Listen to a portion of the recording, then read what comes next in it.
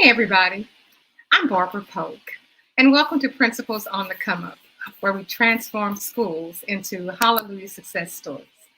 And the purpose of Principles on the Come Up is to be able to give principals who have been assigned to schools that are underperforming, or schools where uh, the assignment has just been given to a principal, and we offer ways to get them to their next level.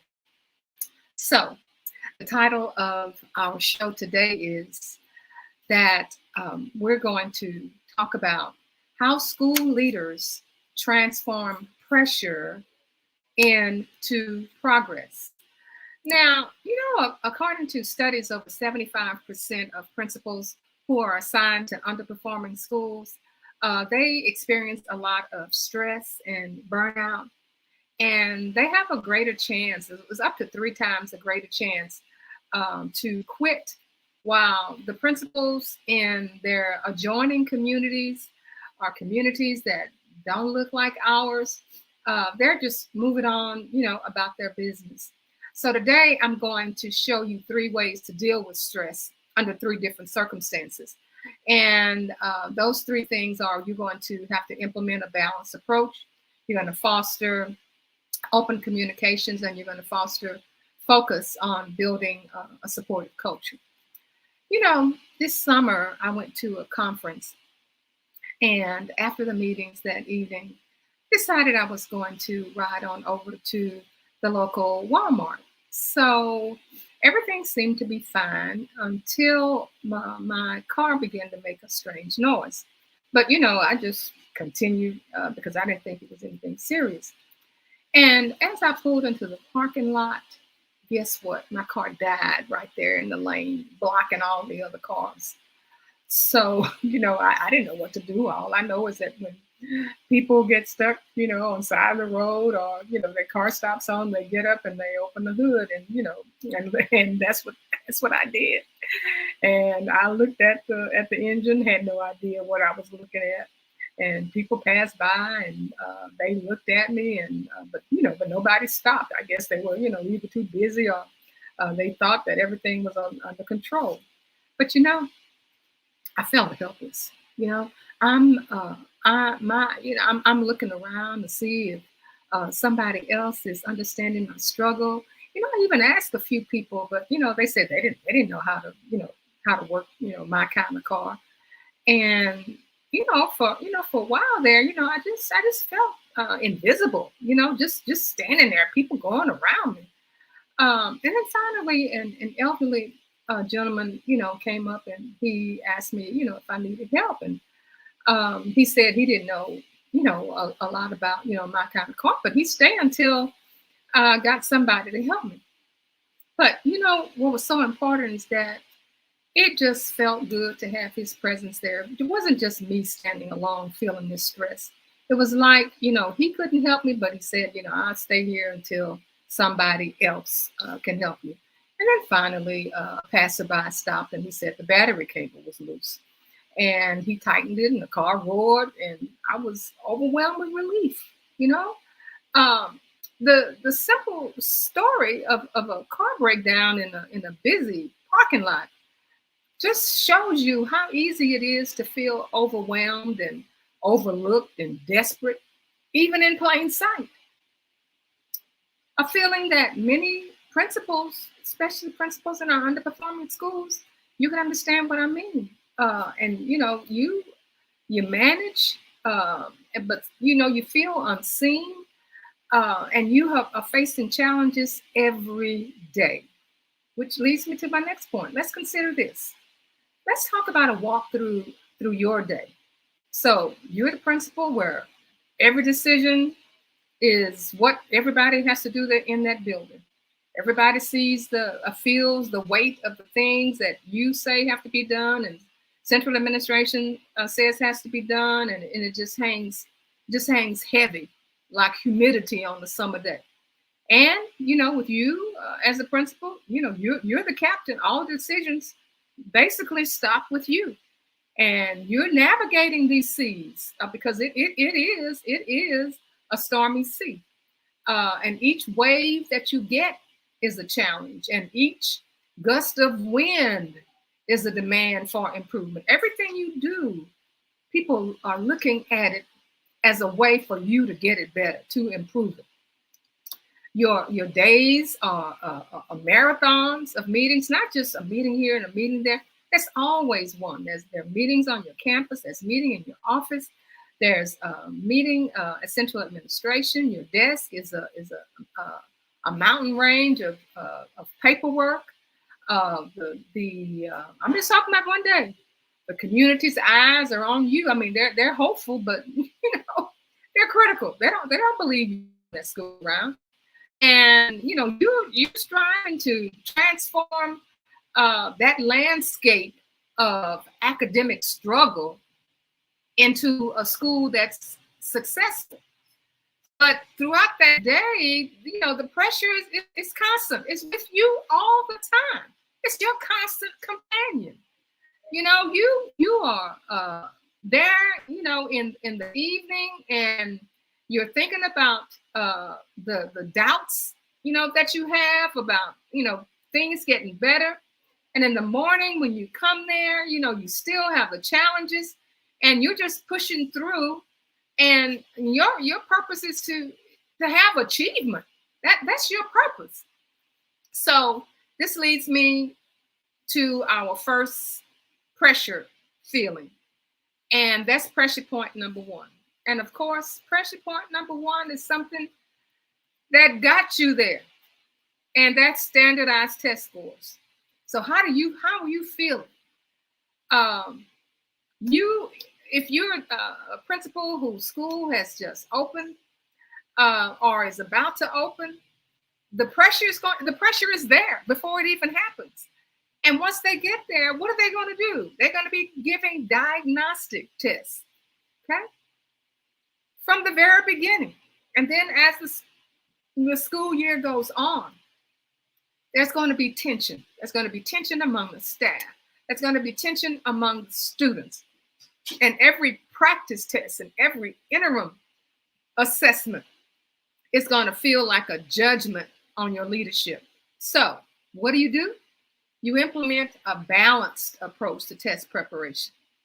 A balanced approach means that you are going to make sure that there is management of stress. You think the students are under stress? Your teachers are under stress. And you will have to come up with some type of management techniques for your students and also for your teachers in the form of professional development. So they are focused on in engagement. Their professional development is to teach them strategies that enhance learning rather than just test performance. And if you are a principal in an underperforming school, there is a 90% chance that the majority of the teachers that are on your campus have less than 5 years experience. So that means that they need help. They may have the will, but they don't have the skill. Let me say that again.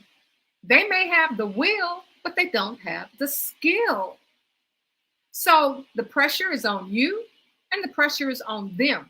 The pressure is for you to provide the kind of professional development that's going to help them. Recently I read in Education Week that a lot of the teachers, who are leaving the schools are saying that it was because of the principal. It wasn't because of the school district. It wasn't because of the superintendent. It was because of the principal. The principal didn't help them. The principal didn't give them the kind of support they knew they needed. Okay? So that leads me to point number two, pressure point number two. And that's pressure from the superintendent, that's pressure from the community, and parent expectations. Now, as far as parent expectations, they are going to be at you at every turn. They're going to be at you not necessarily because of achievement. They're going to be at you because of dress code. They're going to be at you because of cell phones. They're going to be at you because of something that happened with the teacher that they're upset about. But there's a way. There's a way to get around this as well. What you can do to alleviate all of this kind of pressure. I didn't say I was going to stop it. I said it was going to alleviate. Have open communication. Don't be that principal who may be new to the community and you're hiding out. Foster open communication. Whole regular community engagement sessions. Now, I know in lots of our communities, this community engagement session is tough, and yes, it is. But you are going to have to foster some open communication where you can share the students' progress and their challenges, and you can ask them for help. Now, a lot of times we ask them for help. They don't know what kind of help to give them. So we have to show them what they can do or tell them what they can do in order to release that pressure, in order to show that you as a principal, your office is transparent. Because what you want to do, you want to turn all of the critics in the community into collaborators in the community. You want people to work with you. You want people to be able to say, she's really trying. She did this. I went to the office. Here's the problem. And she took care of it. That's going to relieve your pressure. And this takes me to the number 3 and the feeling of pressure from teacher turnover and morale. Now, I know, you've heard this, you're probably sick and tired of this. And, as the new principal or the returning principal, you have a high turnover rate. And, even at the end of the school year, you were hearing that people were not coming back. And that just spread through the community, 50% of the teachers are not coming back. They didn't like the way the principal didn't offer them professional development. It just didn't happen. So how do you feel? That's your feeling. If you're a returning principal, how do you feel? How do you feel? And this is your 3rd year, and you are still dealing with high teacher turnover. You've read the books, you've been to conferences, you've sat in trainings, and still every year you have the same teacher turnover problem. They go someplace else, and you're trying to figure out, what is it that I need to do? And then you say to yourself, you're feeling, well, how can I make sure that my students get what they need? And I'm having this constant teacher turnover. So my suggestion to you to alleviate that is to focus on building supportive culture. To show that you value the teachers and that you value their input and you recognize their efforts. If you have a district mentor program, make sure that your teachers are in that district mentoring program, and you can implement a mentoring program yourself. You can implement one that was probably not like you had because you didn't get the kind of support that you needed when you were a teacher. You remember back during those times, you needed support and you didn't get it. You got the support from a teacher who was next door to you. It wasn't because of the principal. And all of that professional development was built into you from teachers in your department. So as the principal, you need to implement a mentoring program for the new teachers and to give them some professional development, plan professional development. Even if you have to plan professional development right there on campus, have your teachers to come up with ideas on how you can do professional development without having to leave the building. without having to sacrifice, any time. And this can be a plan that addresses the individual goals as well as the school-wide goals. And it encourages a sense of community and purpose among the staff. And it can reduce your turnover rate, and it can boost your morale. So, as we've discussed the various pressures and challenges you face as school leaders, remember that, these challenges aren't insurmountable. These are common challenges. Lots of times they're just ignored, and people think they're just going to go away, but they're not. Like the gentleman uh, who approached me, in the parking lot, the older gentleman. He couldn't really help me because he said he didn't know anything about my kind of car, but he would be there for support until I got some help.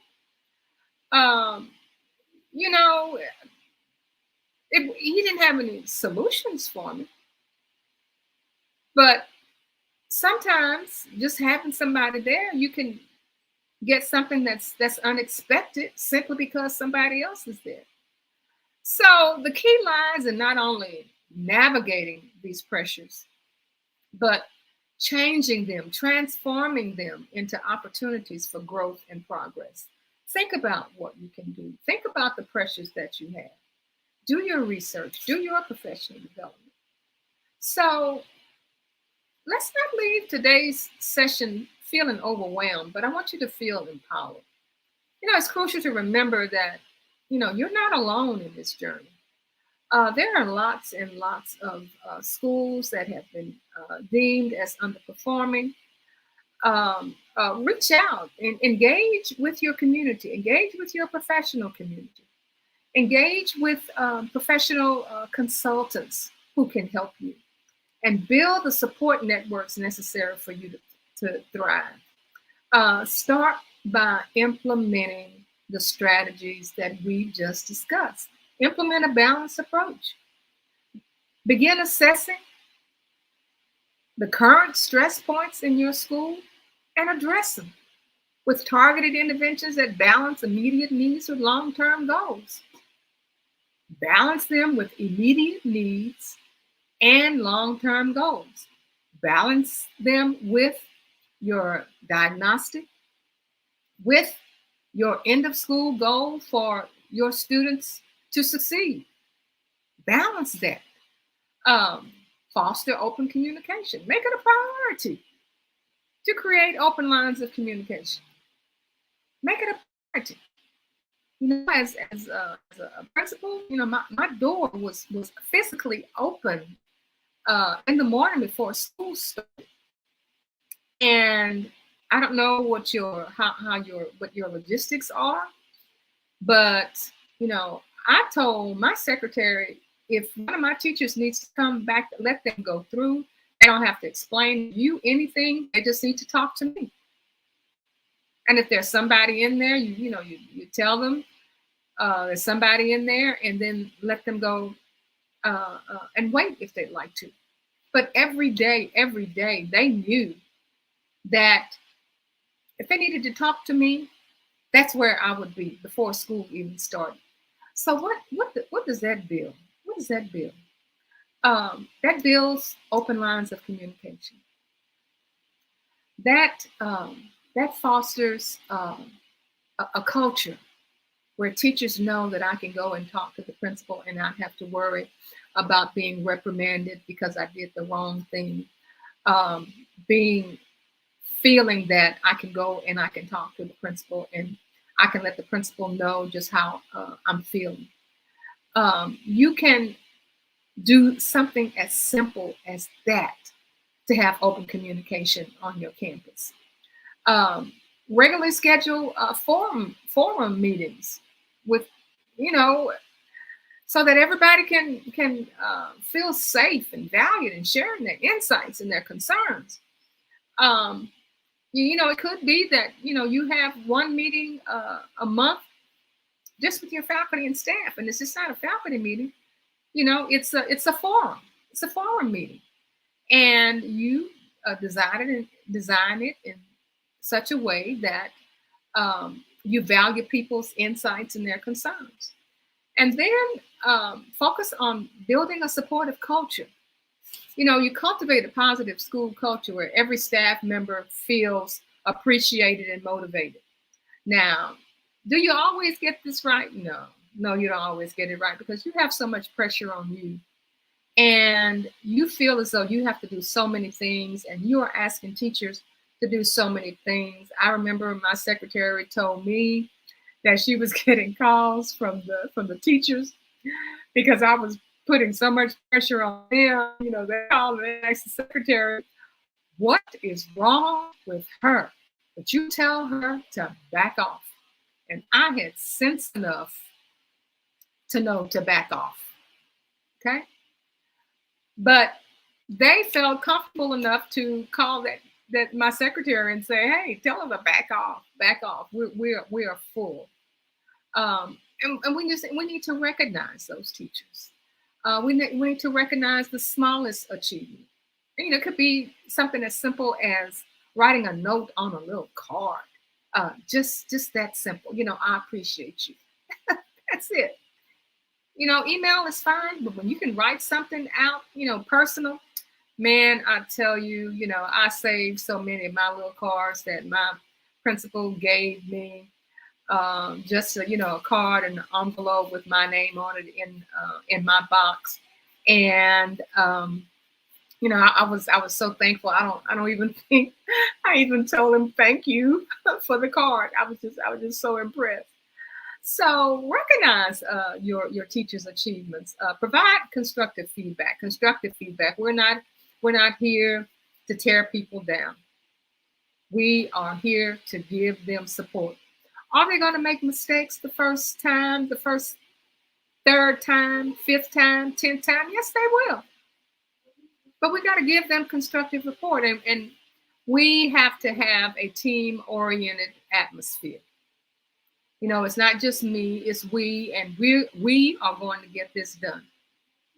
If some of the things are going to be a little different, maybe a little controversial, but between the conversations with the master teachers, with the beginning teachers, and with the new teachers, if that is what they come up with, then try it.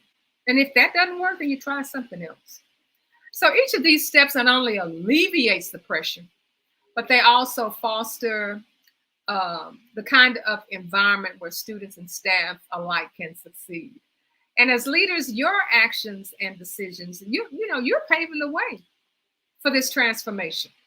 This transformation, these test scores improving do not just come with just steady down, hard down teaching. It has all of these other components, and pressure is one of them. And we have addressed 3 ways to deal with that pressure. So what I want you to do today is to commit to taking these steps, not just for the betterment of your school, but for the community, for the future generations that's going to benefit from a flourishing education system.